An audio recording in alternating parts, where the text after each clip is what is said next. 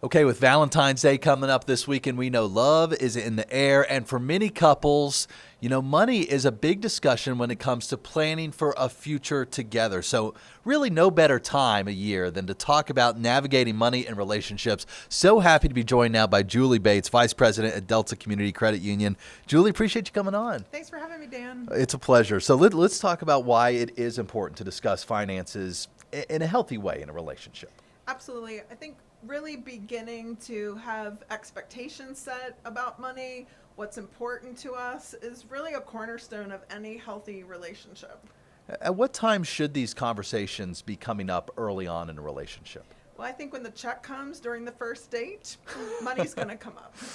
You're saying first date, you can start talking about it. Well, I mean, who initiated the date? Are you splitting the check? Is one person treating? I think that's really important to establish boundaries and expectations even as early as the first date. Well, that's a good point. And then it can graduate into bigger decisions. I mean, perhaps once you start sharing a living space, splitting the bills and whatnot. I mean, what about for married couples? This is the kind of thing that can continue for a lifetime, right? Right, absolutely. When we talk about money, it can create a lot of feelings, right? How we grew up related to money, maybe our, prior relationships, and how money really set the tone. So as we get married or we're building a life with someone, really understanding what matters to us that money can support, and being really intentional with our money and our decisions can provide a lot of guidance as you build wealth and a life together.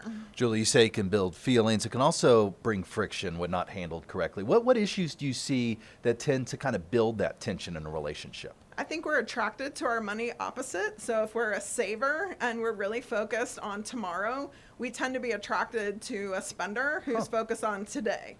But that can be a really healthy balance if you think about it from that perspective, and kind of reframing the tension as you need both. You need someone focused on the needs of today and the needs of tomorrow.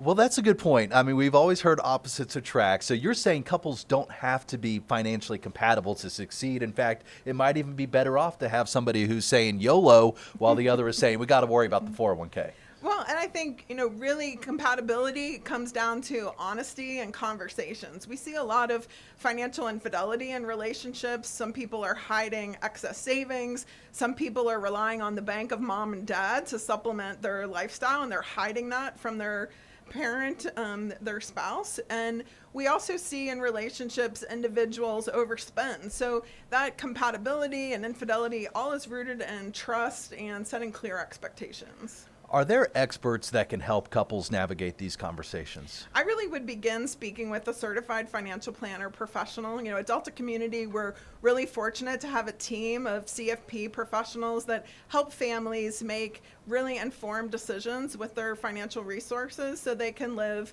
a well-intended life. Julie, it's all great advice. Is there anything I'm not asking that you think folks need to know out there? I think just getting started, having a monthly money date can be really beneficial. The third Saturday of every month, my husband and I sit down and we talk about what's important that money can support, and really just having open and honest conversations, not just when there's tension, but from a planning perspective too. And if you have that money date over coffee, just make sure you talk beforehand about who's picking up the tab. Julie Bates, thank you so much. Thank you.